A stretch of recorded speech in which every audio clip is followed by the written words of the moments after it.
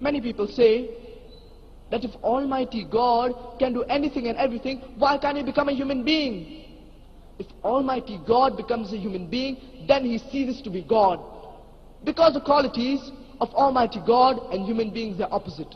Human beings, they are mortal. Almighty God is immortal. You cannot have a mortal and immortal person at the same time.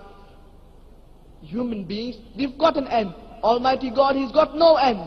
You cannot have a person with an end and no end at the same time. Human beings, we've got a beginning. Almighty God, He's got no beginning. You cannot have a person with no beginning and beginning at the same time. It's meaningless. It's like you telling me, I saw a tall short man.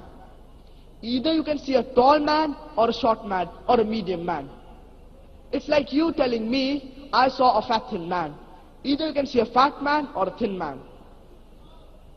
You cannot see a fat thin man. We human beings, we require to eat. Allah subhanahu wa ta'ala says in the glorious Quran, in Surah Anam, chapter number 6, verse number 14, وَهُوَ يُطْعِمُ وَلَا يُطْعَمُ. And He feeds, but He is not fed. We human beings, we require to sleep, we require to rest. Allah subhanahu wa ta'ala says in the glorious Quran, in Surah Baqarah, chapter number 2, verse number 255, الله لا إله إلا هو الحي القيوم لا تأخذه سنة ولا نوم له ما في السماوات وما في الأرض. That there is no God except Allah subhanahu wa ta'ala. No slumber can seize Him, nor does He require to sleep. All that is in the heavens and the earth belongs to Him. If in the same argument that if Almighty God can do anything and everything, if Almighty God becomes a human being, then when you and I can become Almighty God.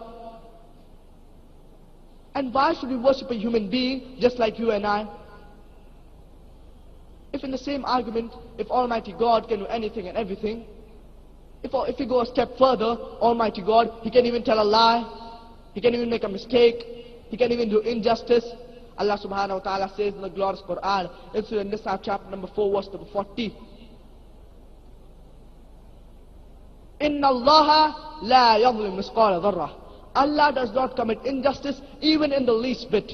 If in the same argument that Almighty God can do anything and everything, if we go a step further, that Almighty God, He can even tell a lie, He can even make a mistake, He can even forget. Allah subhanahu wa ta'ala says in the glorious Quran, in Surah Taha, chapter number 20, verse number 52, لا يضل ربي ولا ينسى. My Lord, He never forgets. Almighty God, He never forgets. لا يضل ربي ولا ينسى. Lord, He never forgets. So nowhere in the glorious Quran, Allah subhanahu wa ta'ala says that Allah can do anything and everything. What does He say? إِنَّ اللَّهَ عَلَى كُلِّ شَيْءٍ قَدِيرٌ. For verily, Allah had power over everything. And it is mentioned several places in the glorious Quran. In Surah Baqarah, chapter number 2, verse number 106. In Surah Baqarah, chapter number 2, verse number 109. In Surah Baqarah, chapter number 2, verse number 284. In Surah Al Imran, chapter number 3, verse number 29. In Surah Nahl, chapter number 16, verse number 77. And in Surah Fatir, chapter number 35, verse number 1. Inna Allah ala kulli shayin qadir. For verily, Allah had power over all things.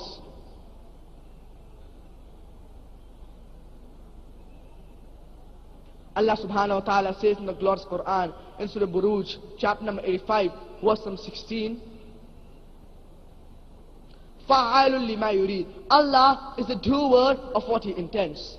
Whatever Allah intends, He can do. But He will never intend to do ungodly things, like making a mistake, like telling a lie, like forgetting, like becoming a human being. Therefore, Allah subhanahu wa ta'ala says in the glorious Quran, Inna Allah ala kulli shayin qadir. For verily Allah had power over all things.